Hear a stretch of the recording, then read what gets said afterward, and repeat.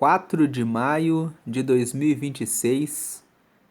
Você que é novo no canal, seja muito bem-vindo, seja muito bem-vinda. Nós hoje vamos fazer a leitura de Provérbios capítulo 4. O livro de Provérbios, fazendo aqui uma breve introdução, é um livro que foi escrito pelo rei Salomão com o propósito de trazer sabedoria para que você possa tomar boas decisões na vida. No capítulo 1, Salomão diz que escreveu Provérbios para trazer experiência para aqueles que são inexperientes, para trazer sabedoria para aqueles que são muito jovens, para trazer também conhecimento e discernimento e prudência para aqueles que já são sábios. Então é um livro que você pode ler mensalmente para que você possa crescer em sabedoria para a tomada de boas decisões. Por ter 31 capítulos, basta que você leia o capítulo do dia para que você complete a leitura de Provérbios mensalmente. E todas as vezes que você lê o livro de Provérbios, você aprende alguma coisa nova. Então, se no mês passado você aprendeu uma lição, lendo o mesmo capítulo no mesmo dia do mês seguinte, você colhe uma nova lição. E fazendo isso, você consegue prosperar nos seus caminhos. Porque o livro de Provérbios serve como uma ferramenta, como um instrumento de Deus, pela palavra dele, para nos trazer ensino, crescimento, desenvolvimento em tudo que fazemos. Nesse mês de maio, nós estamos lendo Provérbios na perspectiva do trabalho. Então hoje nós vamos ler Provérbios, capítulo 4, e nós dividimos esse texto de Provérbios, capítulo 4, em 4 partes. A primeira parte está aqui na tela. Nós vamos fazer o bloco 1 e nós vamos ler os versículos 1 ao 9. O que nós vamos extrair desses versículos? O legado do aprendiz. O tema aqui nessa primeira parte é a sucessão e o valor do treinamento. Nós vamos ver que nos primeiros 9 versículos, Salomão fala que ele aprendeu com o seu pai. Então aqui é a visão teológica. Salomão relembra o que aprendeu com o seu pai Davi. E no trabalho, isso se chama mentoria. Aplicação prática. Ninguém chega ao topo sozinho. O bom profissional é, antes de tudo, um bom aluno. E grife o verso 7. O verso 7, nós vamos ler, diz assim: a sabedoria é a coisa principal. Adquire, pois, a sabedoria. No mercado, técnica se compra, mas a sabedoria, que é o saber o que fazer com a técnica, é um investimento pessoal. Então aqui nós temos uma ideia: honre as pessoas que ensinaram você. É necessário honrar aquelas pessoas que ensinaram e aquelas que ainda hoje ensinam você. Vamos ler agora os versículos 1 a 9 e verificar aqui o que Salomão ensina sobre a sucessão e o valor do treinamento, o legado do aprendiz. Ele diz aqui no verso 1: ouvi, filhos, a correção do pai, e estai atentos para conhecerdes a prudência. Então aqui esse ouvir está no sentido de ouçam, filhos. Ouçam a correção do pai e estai atentos para conhecerdes a prudência. Fiquem atentos para conhecerem a prudência. A correção do pai aqui, Salomão estava falando que ele aprendeu com o seu pai Davi. Mas o pai pode ser o pai, pode ser o padrasto, pode ser os avós, podem ser os tios, aquela pessoa que ajuda, orienta você, pode ser o seu mentor, especificamente na vida profissional, aquele que ajuda você a melhorar e a crescer na técnica. Verso 2: Pois dou-vos boa doutrina, não deixeis a minha lei. Ele está dizendo aqui, é uma boa doutrina você honrar os seus mentores. É uma boa doutrina você aprender com alguém que tem experiência, que sabe mais, que pode ajudar você, ao invés de ser uma pessoa que busca aprender sozinho, que busca aprender sozinha, que não usa a aprendizagem como uma ferramenta de crescimento. Pois dou-vos boa doutrina, não deixeis a minha lei.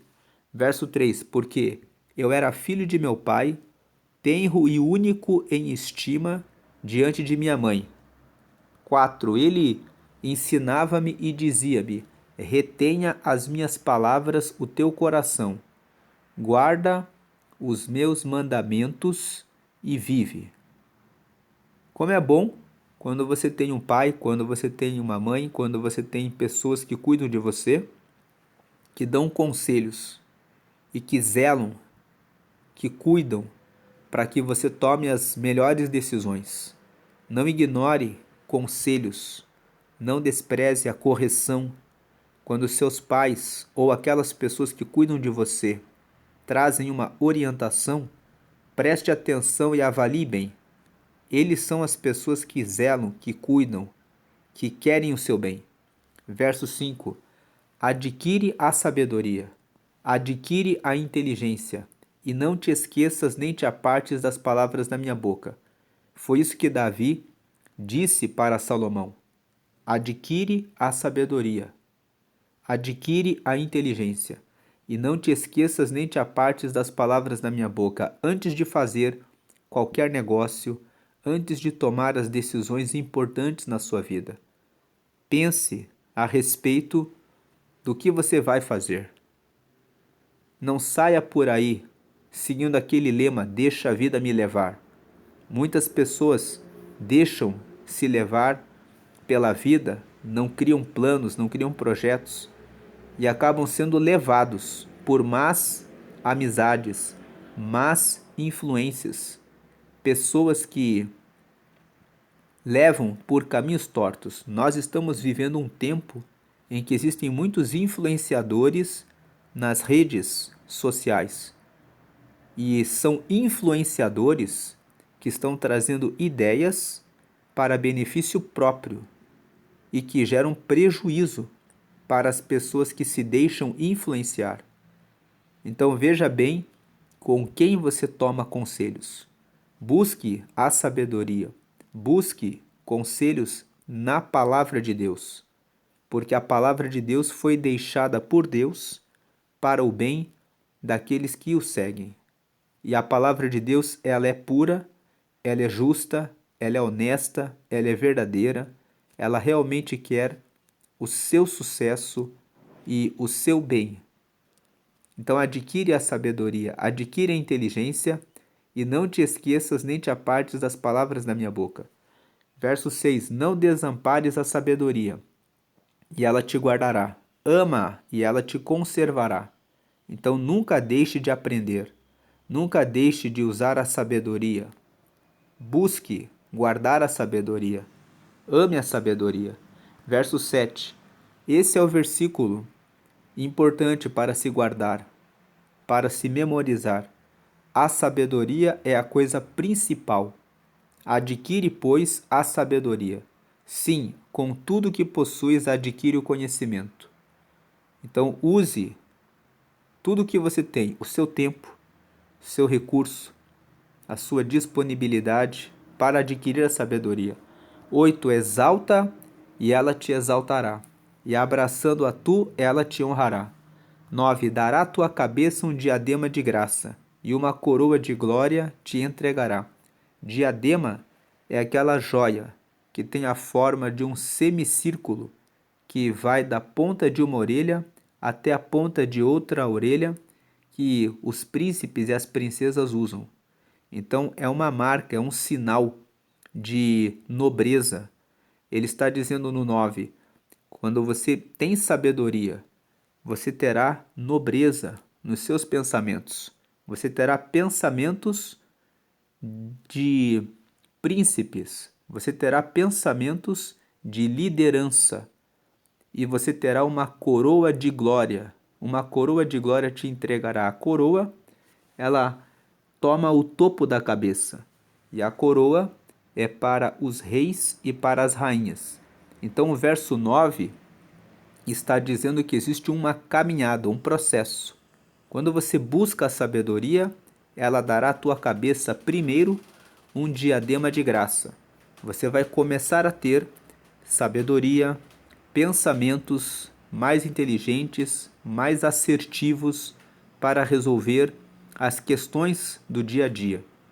E com o passar do tempo, você vai reinando, aprendendo, você vai ter a coroa de glória. A glória fala do sucesso.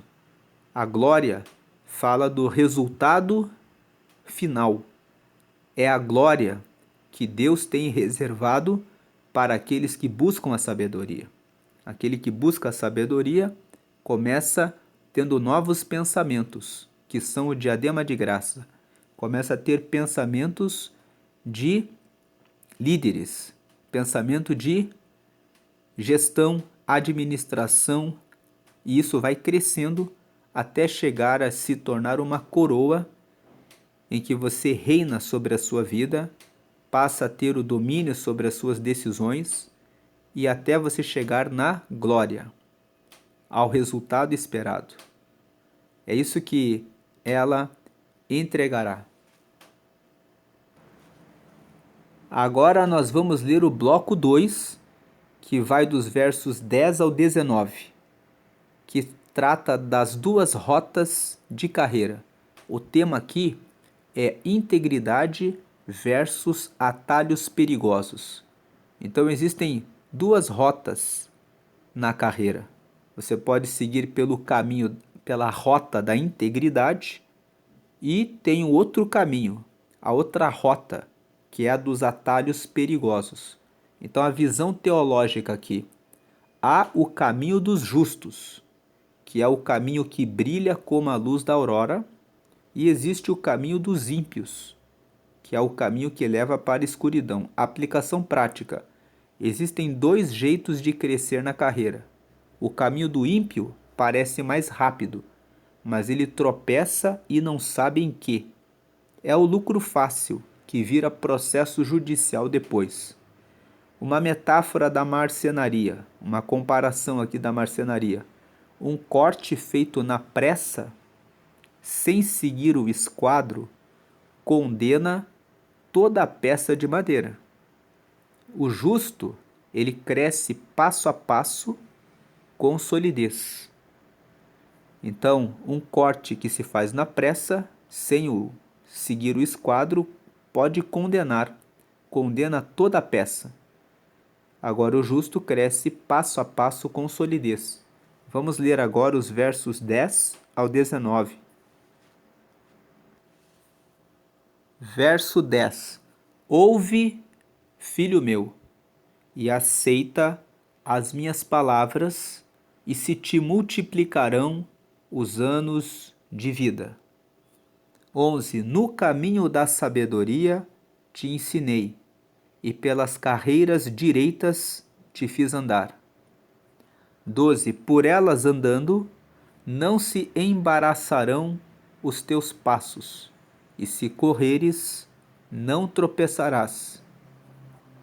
13. Pega-te à correção, e não alargues. Guarda, porque ela é a tua vida. A correção é a tua vida. 14. Não entres na vereda, no caminho dos ímpios, nem andes pelo caminho dos maus. 15. Evita-o, não passes por ele. Desvia-te dele e passa de largo, passa bem longe. 16. Pois eles não dormem, se não fizerem mal, e foge deles o sono, se não fizerem tropeçar alguém.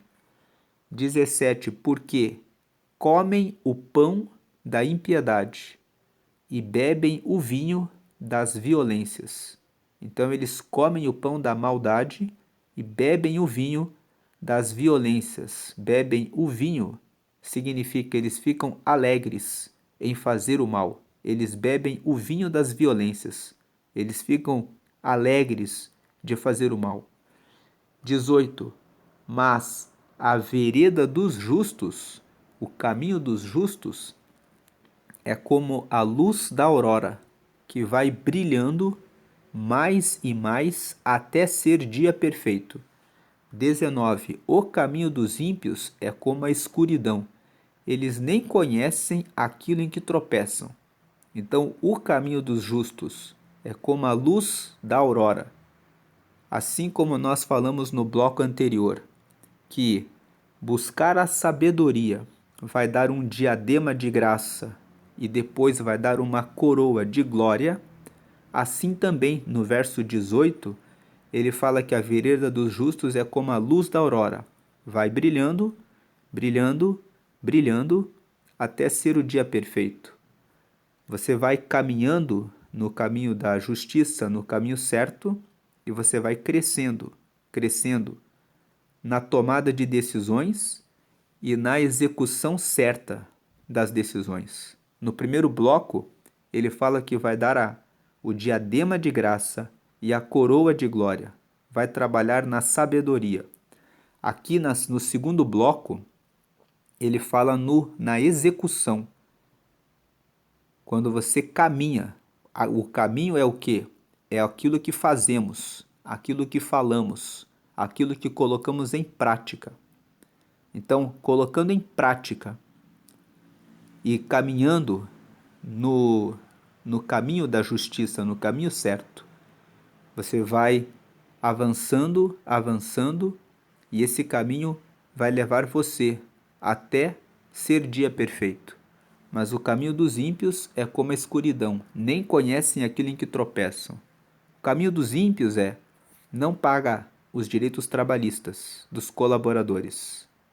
Arruma confusão com os sócios do negócio. Sonega impostos. Faz o trabalho sem a preocupação de fazer um trabalho de excelência, com aquele amor de atender bem aquele que vai usar e que vai desfrutar do serviço ou do produto.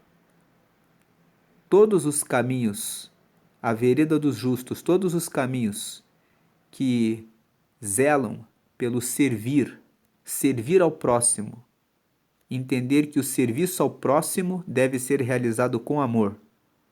Você está sendo um instrumento de Deus. O seu trabalho, a sua carreira, não é apenas um trabalho ou uma carreira.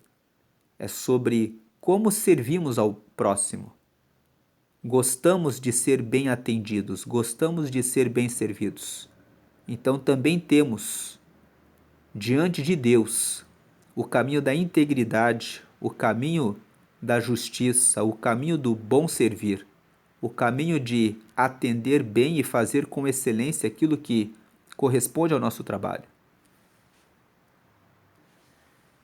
incluindo o trabalho ministerial, o trabalho do serviço aos irmãos, aos visitantes que vêm à igreja para saber mais a respeito do trabalho que é realizado para o crescimento do reino de Deus. Todo o trabalho, toda a missão que Deus confia em nossa mão deve ser feita com integridade, pelo caminho do que é justo. Justo é aquilo que se ajusta ao que Deus estabeleceu como padrão.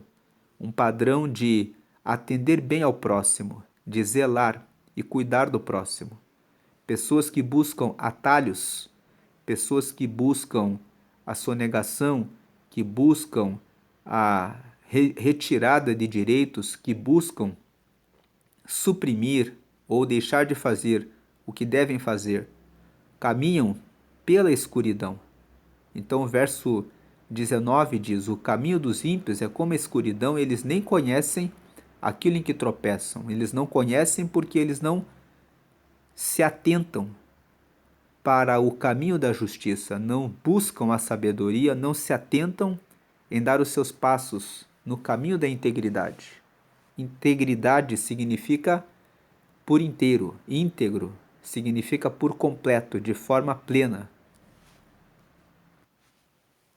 Agora vamos ao bloco 3, que vai dos versículos 20 ao 23, que fala sobre a gestão do coração. O coração é o CEO interno, ele é o líder interno. O tema aqui, a blindagem emocional no ambiente de trabalho. Então a visão teológica, o verso 23 é o ápice. Sobre tudo que se deve guardar, guarda o teu coração, porque dele procedem as fontes da vida. Aplicação prática. No trabalho, guardar o coração significa não deixar a inveja, a fofoca ou a ganância dominarem suas decisões. Se o seu centro de comando estiver corrompido, seus negócios também estarão. Então aqui uma orientação, grife bem a palavra guarda do verso 23. É uma ação de sentinela, é uma ação de vigilância. Nós devemos guardar bem o nosso coração, porque é do coração que procedem as fontes, que procedem as respostas, as saídas diante dos desafios enfrentados no dia a dia. Então vamos ler os versos 20 ao 23, que falam sobre a gestão do coração, que é o CEO interno. O tema blindagem emocional no ambiente de trabalho. Verso 20. Filho meu, atenta para as minhas palavras, ou seja, presta atenção nas minhas palavras. Às minhas razões, inclina o teu ouvido. Então preste atenção nas minhas razões aqui, Davi falando para Salomão. 21. Não as deixes apartar-se dos teus olhos. Não deixe essas palavras se afastarem dos teus olhos. Guarda essas palavras diante dos teus olhos.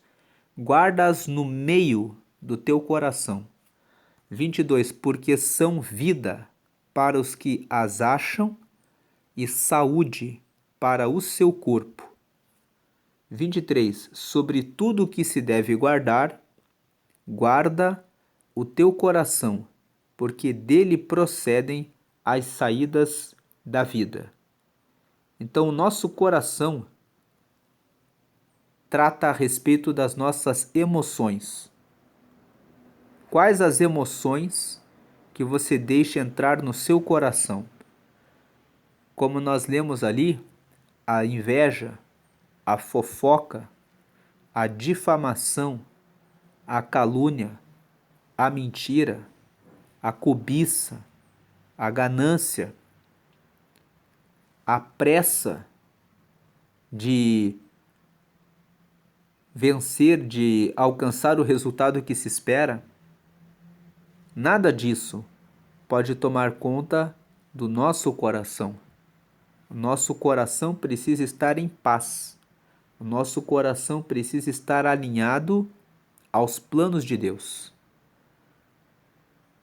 Muitas vezes nós sabemos o que fazer com a nossa razão, com a nossa inteligência, mas se o coração não está limpo, nós tomamos decisões apressadas. Quantas vezes você sabe que não deve dizer uma palavra atravessada a alguém, mas o coração não consegue, e mesmo sabendo, a pessoa não se controla. Quando ela vê, ela já disse, porque ela não tratou do coração. Então, faça uma blindagem emocional. ressignifique o que precisa ser ressignificado. A ressignificação trata das coisas do passado. Se de repente no passado houve algum erro, algum equívoco de alguém da equipe, é necessário conversar, tratar o tema e passar um risco sobre aquele erro, sobre aquela falha e prosseguir, avançar, guardar mágoas, guardar ressentimentos de colegas, de colaboradores, de sócios, acaba atrapalhando o relacionamento dentro do negócio. É preciso cuidar bem do coração. Também fazer a blindagem dentro de casa. Problemas mal resolvidos nas relações familiares podem sobrecarregar o trabalho. Cuide também do coração em relação ao seu marido, em relação à sua esposa, em relação aos seus filhos, em relação aos seus pais. Cuide do seu coração. Se alguém disse alguma coisa, converse, diga para a pessoa: isso me chateou, isso me feriu, isso me machucou, isso me ofendeu.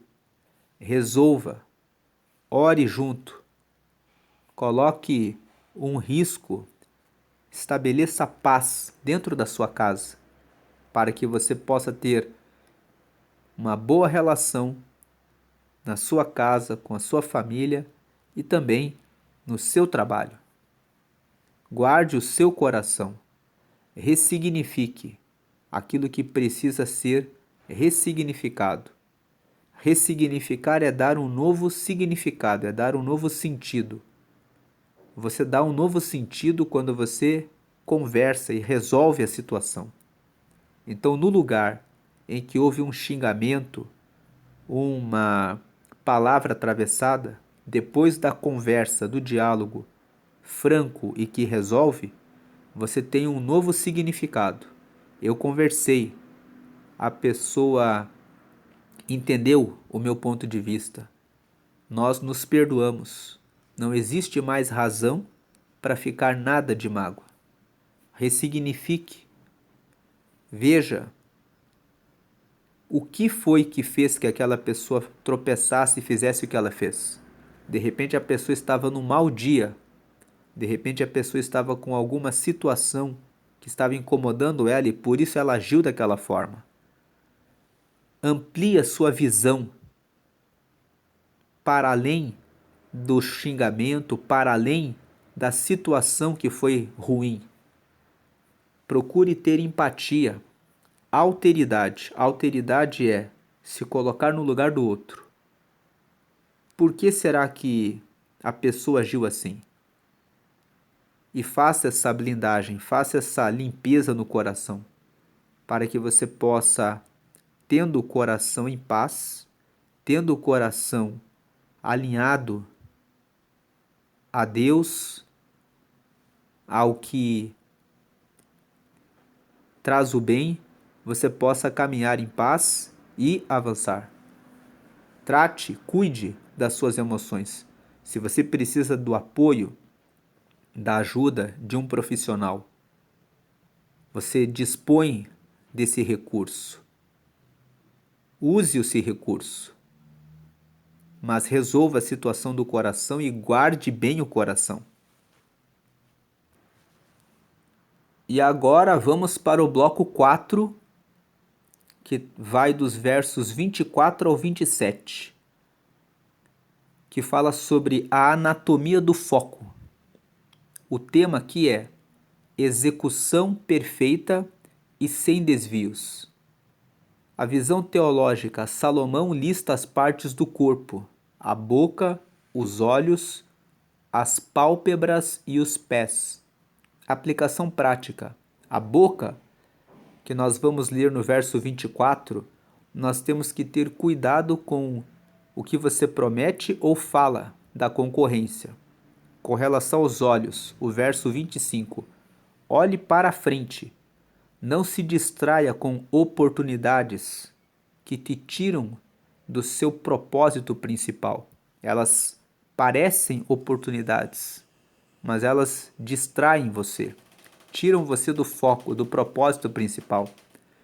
Os pés, os versos 26 e 27. Pese o caminho. Antes de fechar um contrato, verifique se o terreno é firme. Não desvie nem para a direita e nem para a esquerda. Então vamos ver aqui a anatomia do foco, o tema execução perfeita e sem desvios, dos versos 24 ao 27.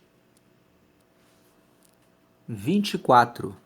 Desvia de ti a tortuosidade da boca e alonga de ti a perversidade dos lábios. Então, cuide daquilo que a sua boca diz. Tem pessoas que dizem palavras negativas, que dizem: será que vai dar certo? Será que Deus está comigo? Será que eu vou conseguir? Desvie essa tortuosidade da boca. Alonga de ti, afaste de você a perversidade dos lábios. Palavras negativas, palavras que depreciam seu negócio. Tire tudo isso da sua boca. Declare que o Senhor é meu pastor e nada me faltará. Declare que eu posso todas as coisas naquele que me fortalece. Declare: não tem motivos para eu ter inveja do meu próximo. Eu posso aprender, eu posso crescer, eu posso melhorar. Eu posso usar melhor o meu tempo, eu posso buscar a sabedoria. Eu posso resolver isso. Verso 25. Os teus olhos olhem direitos, ou seja, olhe bem, e as tuas pálpebras olhem diretamente diante de ti. Tenha foco no seu negócio. Tenha foco na sua vida. Não perca tempo olhando para a vida dos outros, achando que a grama do vizinho é mais verde do que a sua. O tempo que você foca nos seus propósitos traz crescimento para a sua vida. O tempo que você foca, se for para olhar, os teus olhos olhem direitos, olhe para o alto. Salmo 121 diz: levantei os meus olhos para os montes. De onde vem o meu socorro? O meu socorro vem do Senhor, que fez o céu e a terra. Olhe direito. Se for para olhar, para pedir socorro, olhe para o alto, olhe para Deus. Se for para olhar aqui na terra para pedir orientação, olhe para alguém que tem sabedoria, experiência, conselhos firmes. Não fique olhando para todo lado. Os teus olhos olhem direitos. Não dê lugar a nenhum olhar invejoso. Não dê lugar a nenhum olhar de crítica ou de diminuição em relação à concorrência. Olhe para o seu trabalho. Foque em crescer, melhorar, desenvolver a sua marca, o seu produto, a qualidade do seu serviço. Isso vai trazer o resultado esperado. Como nós lemos no bloco 2, você vai seguindo no caminho certo e a luz vai brilhando até ser o dia perfeito. Então os teus olhos olhem direitos e as tuas pálpebras olhem diretamente diante de ti. Não desvie o seu olho, nem para a direita nem para a esquerda. Foque naquilo que Deus tem colocado na sua mão. Se estiver em dúvida, se estiver com algum medo, se precisar de algum amparo e conselho, olhe para cima, olhe para Deus. Busque conselheiros, pessoas com resultados excelentes. Não busque conselho de qualquer pessoa, em qualquer lugar, de qualquer influenciador. Busque resultados, busque pessoas que têm resultados consistentes e que podem dar conselhos a você. 26. Pondera a vereda de teus pés, e todos os teus caminhos sejam bem ordenados. 27. Não declines nem para a direita nem para a esquerda, retira o teu pé do mal. O pé, os ambientes. Quais os ambientes em que você tem pisado? Tem ambientes que não são para os teus pés. Ambientes que caminham na mentira, que caminham pelos atalhos, caminhos tortos, não são lugares para você pisar os teus pés. E esses pés aqui não fala só de lugares físicos. Os ambientes que você acessa na internet são terrenos, são ambientes que podem ajudá-lo ou que podem derrubar você. Então, pense bem, vale a pena eu estar aqui gastando meu tempo vendo essa rede social, vendo essa página, observando essa notícia? Vale a pena eu estar aqui nesse ambiente, com essas conversas, com essas pessoas? Pondere bem onde você põe os seus pés. E essa foi a reflexão de hoje, que tem como tema o foco que gera riqueza. Provérbios capítulo 4. Nós vimos o bloco 1, o legado do aprendiz, dos versos 1 ao 9, que fala que vale a pena a mentoria. Depois vimos o bloco 2, as duas rotas na carreira, dos versos 10 ao 19.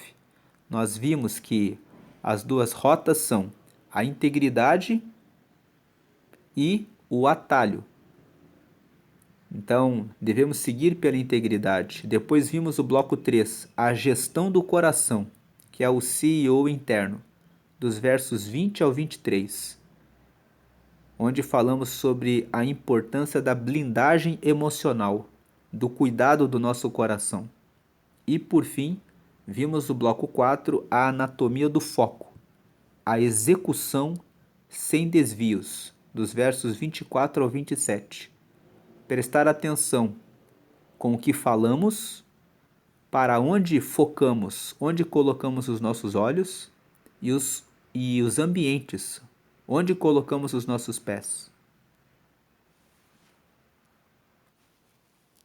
Agora aqui na tela, apresentamos uma oração de confissão. Nessa oração de confissão, você que ainda não entregou a sua vida a Jesus, pode fazer isso agora. Nós vimos ali em Provérbios 4 que Davi ensinou o seu filho Salomão para que ele prestasse atenção nos seus ensinamentos. E Davi foi um homem que sempre buscou seguir a Deus. Deus, vendo os nossos pecados, enviou Jesus para que entregasse a sua vida na cruz, para que pelo sangue dele todos possam ser salvos dos seus pecados e, sendo salvos dos pecados, possam receber o Espírito Santo, que é o próprio Deus, com a sua presença em nós, e para termos acesso a Ele. Porque o pecado nos afasta de Deus, mas a justificação pelo sangue de Jesus nos dá o Espírito Santo e nos coloca novamente como filhos dele. Então, se você ainda não fez essa entrega da sua vida para Deus, aceitando a Jesus, faça essa oração comigo agora. Creia que Jesus é o Filho de Deus e que o sangue que derramou na cruz veio para salvar a humanidade, e, com fé em Jesus, declare essa oração comigo. Diga: Senhor Jesus, eu te aceito como meu único Senhor e Salvador. Perdoa meus pecados e me dá o teu Espírito Santo para me guiar até o céu. Escreve meu nome no livro da vida, em nome de Jesus. Amém. Se você não faz parte de nenhuma igreja, procure uma igreja que prega que todas as orações devem ser feitas apenas a Jesus. Jesus hoje ressuscitou e está à direita de Deus, pronto para ouvir as suas orientações, aliás, para dar as suas orientações, para ouvir as suas petições, para ajudar você a encontrar as respostas que você precisa, não só para o seu negócio, mas também para a sua vida em todas as áreas. Coloque as suas petições diante de Deus, diante dele. Ele vai dar as orientações para a sua vida. Participe dos estudos bíblicos na sua igreja para que você conheça da palavra de Deus. É na palavra que estão os mandamentos, as orientações para uma vida certa.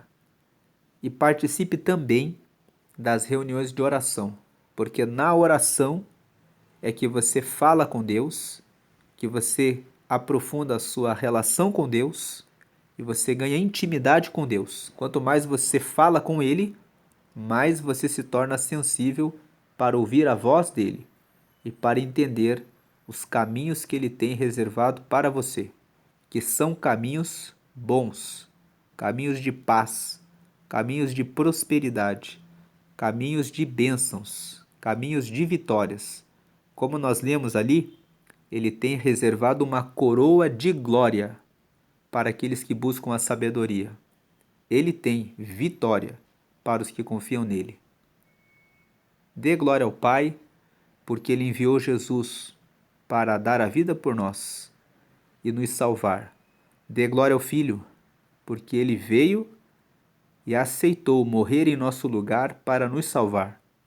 E dê glória ao Espírito Santo, porque ele está conosco todos os dias nos ajudando até chegar ao céu.